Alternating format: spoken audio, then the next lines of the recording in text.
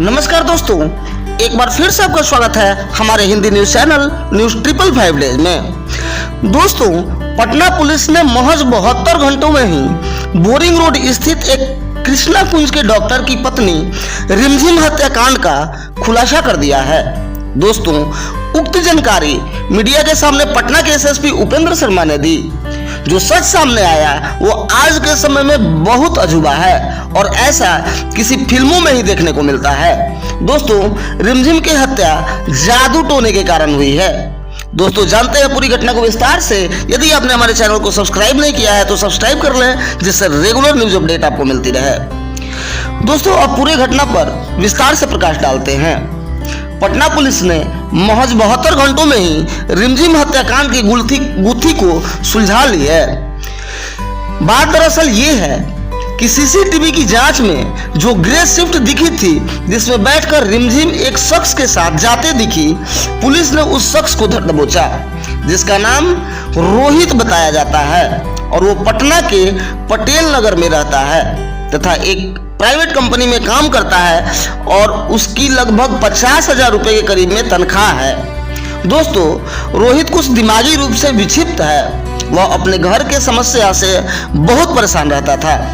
दो बहनों की शादी के बाद और बहुत सारे अनावश्यक बर्डन के कारण उसके सैलरी के 40-50 हजार रुपए लगभग ईएमआई में ही चले जाते थे, जिससे रोहित और परेशान रहने लगा।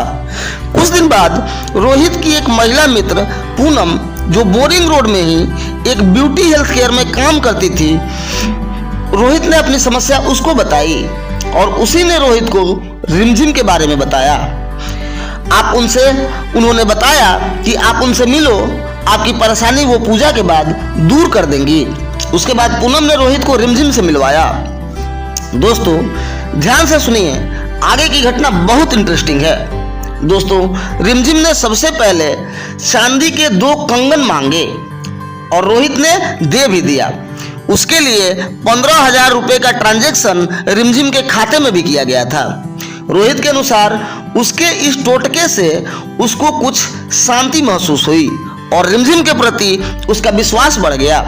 उसके कुछ दिन बाद, लगभग 4 से 5 महीने बाद, रिमझिम ने रोहित को 4 शर्ट दिलवाए और बताया कि तुम किसी भी अच्छे काम के लिए अलग अलग रंग बताया, अलग अलग काम के लिए अलग अलग रंग बताया कि इस तरह के शर्ट आप पहन के जाओगे तो आपका काम हो जाएगा और ये शर्ट पहन के जाना, तुम्हारा काम निश्चित रूप से हो जाएगा, ऐसा रिमझिम ने बताया।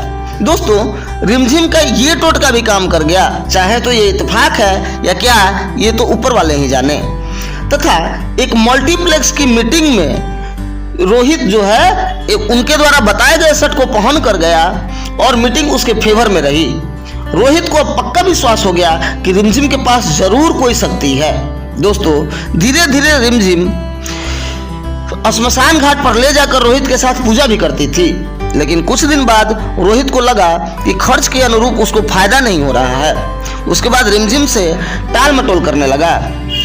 रिमझिम से को साफ मना कर दिया कि मुझे इस तरह की पूजा नहीं करवानी है। उसके बाद रिमझिम ने रोहित को ब्लैकमेल करना शुरू किया तथा उसको धमकाने लगी कि मैं तुम्हारा सारा बिजनेस चौपट कर दूंगी, देखो तुम्हारे इस दोस्त का कारोबार मैंने ही खराब किया है। और उसके बाद रोहित डर गया, क्योंकि उसको भरोसा था कि रिमझिम के हाथ में ऐसी शक्तियां हैं जो उसको बर्बाद कर देंगी।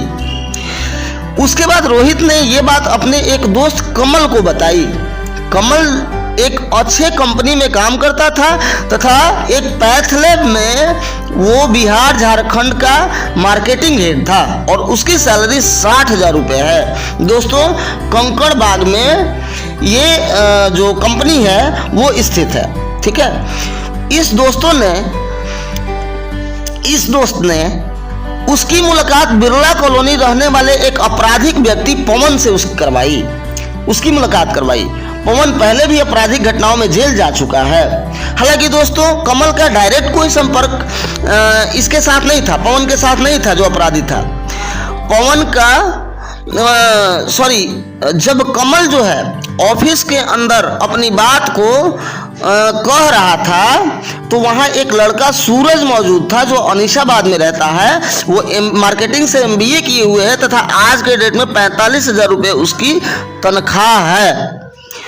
और उसी ने दोस्त रोहित को और पवन को बताया कि उसके संपर्क में एक लड़का है पवन, जो कुछ ना कुछ वो कर लेगा।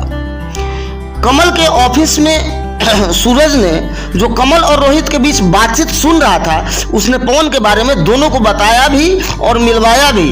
दोस्तों, सूरज MBA है, मैं फिर बता रहा हूँ, और पाथफाइंड लेबोरेटरी में काम करता है। 45,000 रुपये उसकी तनख्वाह है और वह अनीसाबाद में रहता है। दोस्तों, पवन ने भी अपने एक दोस्त जो शूटर था, शूटर को हायर किया, और शूटर क्या था, वो फर्स्ट टाइमर था, को हायर किया और घटना के लिए तैयार किया, जिसका नाम राहुल यादव बताया जाता है।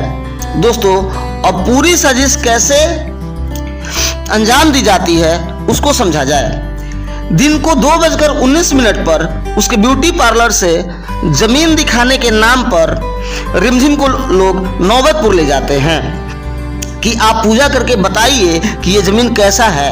ये लोग हड़ताली मोड़ होते हुए राजा बाजार पुल के ऊपर से, नहर के किनारे से, एम्स गोलंबर से होते हुए नौबतपुर जाते हैं। और इस घटना में ग्रे कलर की स्विफ्ट कार जो यूज की जाती है वो उसके दोस्त कमल की है।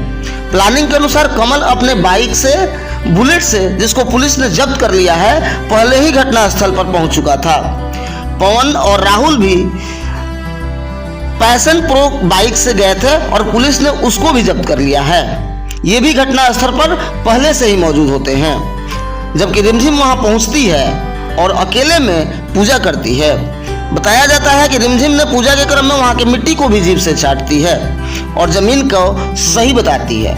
उसके बाद प्लानिंग के अनुसार उसको गोली मार दी जाती है तथा उसके पर्स को और मोबाइल को आते वक्त एक नहर में फेंक दिया जाता है। दोस्तों, रोहित अपने एक पारिवारिक रिलेशन के एक फंक्शन में शामिल होने के लिए मुजफ्फरपुर चला जाता है।